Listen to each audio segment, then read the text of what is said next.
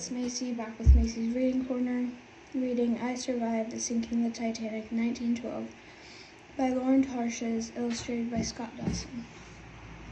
Chapter 8. George ran as fast as he could down the hall. He heard shouting behind him, but he didn't stop until he was back on B-deck, safe again in first class. A steward hurried past him with a stack of clean towels.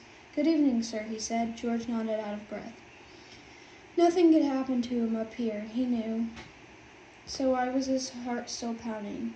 It was the ship, he realized, that thundering noise, that shaking in the hold.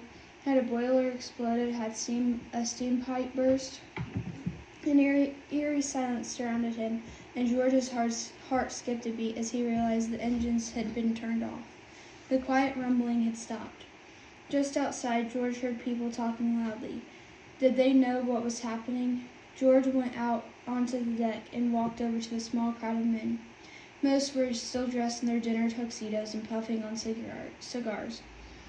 They were standing at the rail, pointing and laughing at something happening on the welled-up deck, one level below. What was so funny? George squeezed between two men and looked over the rail. At first he was sure his eyes were playing tricks. It looked like the well deck had been through a winter storm. It was covered with ice and slush. A bunch of young men in tattered coats and hats were pelting each other with balls of ice, roaring with laughter like kids having a snowball fight. "What's happened?" a man asked who'd walked up behind George. "The ship nudged an iceberg," an old man with a bushy mustache. He didn't sound worried. "An iceberg? That's why they've stopped the engines?" asked the new man. "Because of some ice on the deck?"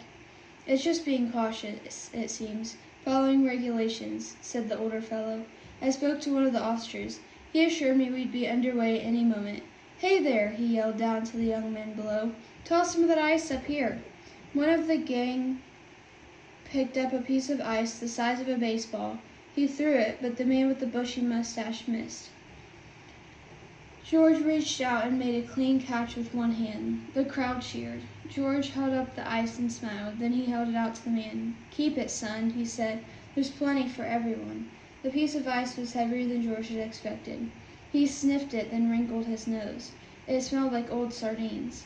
More ice balls came sailing up from below, and the men jostled to catch them. Their laughter and cheers rose up around George, and the fear he'd felt in the baggage hold faded away. From up here on the deck of this incredible ship, George felt powerful. Nothing could hurt him on the Titanic. Not a meteor falling from space, not a giant squid, not the scar-faced man. George squinted out into the distance, hoping to see the iceberg, but the sea faded into darkness. With his teeth chattering now, it was so much colder than it had been at dinner time. He wanted to be back in bed, curled under his fancy first-class sheets and blankets. The corridor was still quiet as George crept towards his suite. As he was letting himself in, he stepped on something that made a crunching sound under his boot. At first, George thought that it was ice or a piece of glass, but when he picked up his heel, he saw that the carpet was covered with yellow crystals. George smiled. It was just one of Phoebe's lemon drops. George let himself in, easing the door shut. Phoebe's bed curtains were closed. The light under Aunt Daisy's door was off. George quickly changed into his pajamas and climbed into bed. Yes, he was safe, he told himself. He tried to go to sleep, but as the minutes ticked by, his mind got restless. It hit him that the knife was gone forever, and the total silence of the ship seemed to press down on him. Why hadn't the engines started up again? He laid wide awake, listening and wondering.